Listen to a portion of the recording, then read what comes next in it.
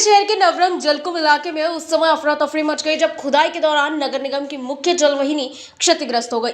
बताया जा रहा है कि प्रस्तावित व्यावसायिक संकुल के निर्माण कार्य के लिए मशीन से खुदाई की जा रही थी। इसी दौरान भूमिगत पाइपलाइन का सही अनुमान न लगा पाने के कारण मशीन का प्रहार सीधे जलवाहिनी पर हुआ। पाइपलाइन फटते ही तेज दबाव के साथ करीब 50 फुट ऊंचे पाइप के फव्वारे उठने लगे और कुछ ही घंटों में लाखों लीटर पेयजल बह गया। घटना से आसपास के इलाके में जलभराव की स्थिति बन गई और घर में भी बड़ी मात्रा में पानी घुस गया, जिससे नुकसान हुआ। स्थानीय नागरिकों ने आरोप लगाया कि कार्यस्थल पर नगर निगम अधिकारियों की उचित निगरानी नहीं थी, जिसके कारण गंभीर लापरवाही सामने आई है।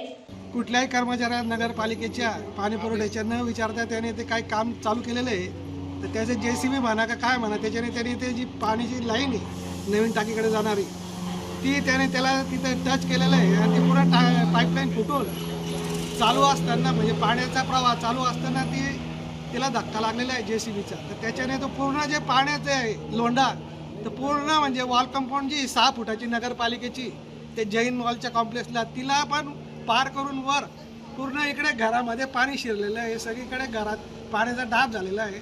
पाणी व्हायला म्हणजे नाल्याकडे जायला आमच्याकडे दुसरा कुठलाही मार्ग नाही आहे। एक ड्रेनेजची लाईन आहे कॉमन नवरंगची मधून, तिथे आमचं जे जोडलेलं आहे ते अंडरग्राऊंड त्याच्यातूनही पाणी जात नाही आणि इतर दुसरा कुठलाही मार्ग नाही। त्याच्यावर पूर्ण घरामध्ये पाणी गेलेलं आहे, खालच्या घरामध्ये पूर्ण पाण्याची डाब साचलेली आहे। आता जायला काही मार्ग नाही, तर परत बुवा असं काही होऊ नये यासाठी नगरपालिकेने काहीतरी व्यवस्था करावी।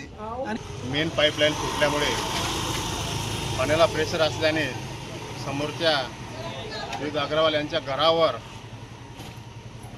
पाण्याचा प्रेशर गेल्याने त्यांच्या तळमजल्यात पाणी घुसलेलं आहे आणि बरंचसं नुकसान झालेलं आहे। तरी मी संबंधित भागाची प्रत्यक्ष पाहणी करून संबंधित ठेकेदाराला त्वरित पाणी काढण्याची कारवाई करण्याचे सांगितलेलं आहे।